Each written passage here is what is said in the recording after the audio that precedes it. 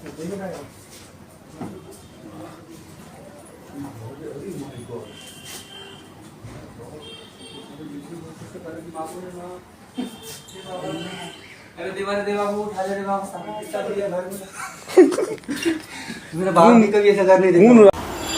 কি মনে করছেন যে ভিডিওর অংশটুকু আপনি দেখলেন সেটা কোনো সিনেমার অংশ, অথবা এটা হতেই পারে আমাদের ছোটোবেলার সেই রূপকথার গল্পে আবদুল্লাহ আর মর্জিনা আরব্য রজনী সেই গল্পের কোনো কাহিনী।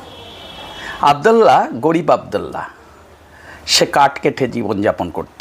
তারপরে একদিন গহন অরণ্যে সে কাঠ কাটতে গিয়ে দেখল বেশ কিছু ডাকাত তারা ঘোড়া ছুটিয়ে চলে আসছে একটা গুহার কাছে। আর সেই গুহা ভেতরে ঢুকে তারা বলল চিচিং ফাঁক, সঙ্গে সঙ্গে গুহার দ্বার খুলে গেল।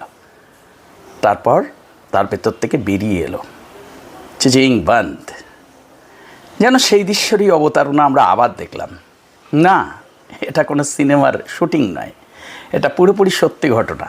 হ্যাঁ, এই সময় দাঁড়িয়ে আজ 2026-এর ঘটনা এটা যা দেখলেন।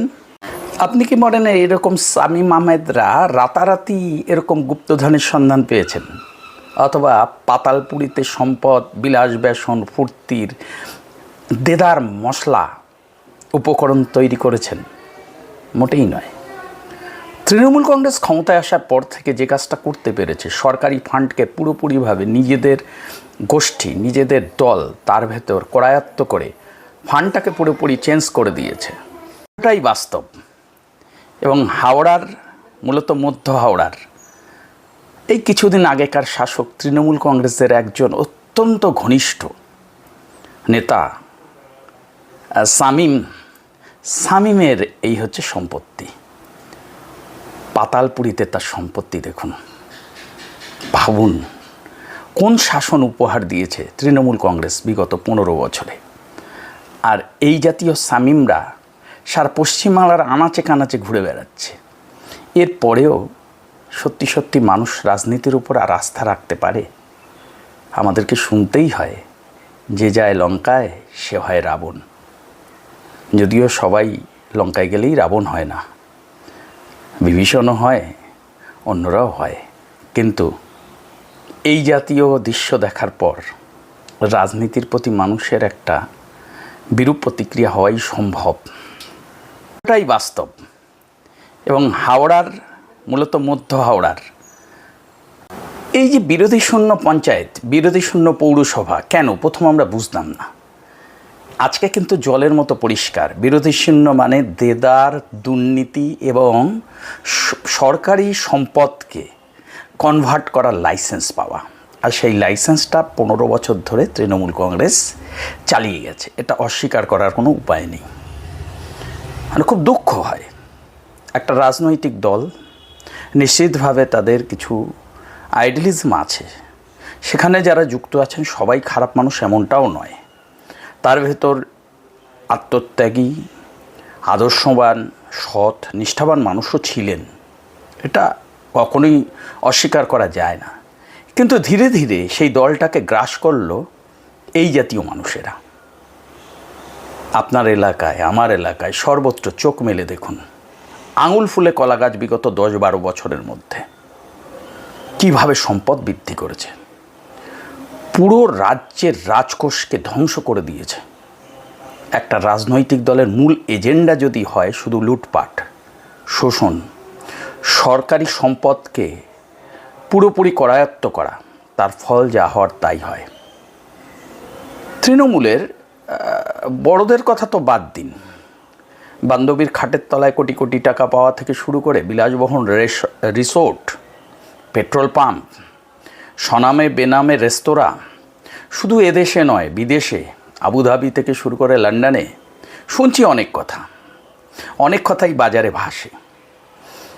সাধারণ মানুষ উদয়স্ত পরিশ্রম করে যখন তাদের পেটের ভাত জোগাড় করতে পারে না, একজন নিম্ন মধ্যবিত্ত কি মধ্যবিত্ত সরকারি কর্মচারী মাসে 70-80 হাজার টাকা বেতন পেয়েও ইএমআই দিতে দিতে জীবন মোটামুটি কঙ্কালসার করে ফেলে, সেই জায়গায় দাঁড়িয়ে এই জাতীয় মানুষগুলো সম্পদ তৈরি করে, সবাই সব জানতেন। সততার প্রতীক নিয়ে যারা ছিলেন তারাও জানতেন, কিন্তু এদের চটাতেন না। চটালে রাজপাট থাকবে না, সব চলে যাবে। তাই এখন আমাদের এই সিনেমাই দেখতে হয়, এই সিনেমা আমাদের দেখতে হবে। আর মজার ব্যাপার, জানি না এদের কোনো শাস্তি হবে কি না। এলাকায় এলাকায় শামীম আহমেদরা কিন্তু বেশ সেটিং করে সেট হয়ে গেছে। কেউ এদের টিকিটই ধরতে পারবে না। যখন যে জার্সি পরার দরকার তারা সেই জার্সি পরে নেবে। চলবে এরকম অবস্থা? চলা উচিত এটা? রাজনীতিতে নৈতিকতা থাকবে না, রাজনীতিতে ন্যূনতম সততা থাকবে না, রাজনীতিতে কোনো মতাদর্শ থাকবে না, শুধুমাত্র লুটেপুটে খাওয়া আর একটা ভীতির পরিবেশ তৈরি করে জনমতকে নিজের পক্ষে রাখা, কিছু ভাতা ছড়িয়ে দিয়ে জনমতকে প্রভাবিত করা, কিছু ছড়ানো আর কোটি কোটি টাকা তুলে নেওয়া। এ ব্যবস্থাপনা কতদিন চলবে, কিভাবে চলবে, বাংলার মানুষ ঠিক করবে। নতুন সরকার এসছেন, ইতিমধ্যেই দেখা গেছে তাদের সঙ্গে ভিড়ে গেছেন এই জাতীয় অনেক মানুষ। যদিও উচ্চ নেতৃত্ব বারবার বলছেন কাউকে নেওয়া হবে না, কিন্তু কে কাকে আটকায়, সবাই সবার মতো যে যার মতো লাইন করে ঢুকে যাচ্ছেন। আর বাংলার মানুষ যেখানে ছিলেন সেখানেই থাকবেন। সামনের দিকে চোখ আমাদের নিশ্চয়ই রাখতে হবে, এছাড়া তো দ্বিতীয় কোনো পথ নেই। এরকম পাতালপুরীর কাহিনী আবার নতুন করে কবে দেখব? একেবারে দেখব না এমন কথা বলা যায় না, দেখতেই হবে। শুধু দেখা নয়, প্রতিকারও চাই। আর সেই প্রতিকারের জন্যই আমাদেরকে আরও বেশি সচেতন, আরও বেশি উদ্যোগী, আরও বেশি বিবেচক হতে হবে।